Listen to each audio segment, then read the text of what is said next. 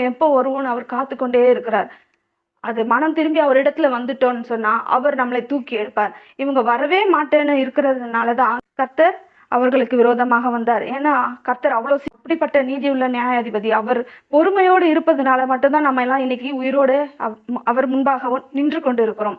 அவர் அப்பப்பவே செய்யற தப்புக்கு அப்பப்பவே தண்டனை குடுக்கணும் அப்படின்னு நினைச்சாருன்னா, இந்த உலகத்துல யாருமே இருக்க மாட்டாங்க. இந்த உலகம் வெறுமையா தான் இருக்கும். ஆனா கர்த்தர் அப்படி செய்கிறவர் அல்ல, அப்படி அவர் விருப்பப்படுகிறவரும் அல்ல.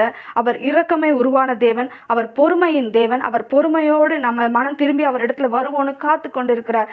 அவருடைய நேரத்துல நம்ம செவி கொடுக்காம நம்ம விலகி விலகி போயிட்டு இருந்தா, இந்த நேரத்துல அவர் அந்த காரியத்தை செய்து முடிக்கணும்னு சொன்னா, அந்த நேரத்துக்குள்ளாக நம்ம அவர் கையில சேர்ந்தா மட்டும்தான் அவர் அந்த காரியத்தை செய்து முடிக்க முடியும். இப்ப கிறிஸ்து இந்த காலத்துல வரப்போறாருன்னு சொன்னா, அதுக்குள்ள அந்த ஆடுகள்லாம் அந்த வழியில வந்துடணும். அப்படி வரலன்னா கிறிஸ்து வரும்போது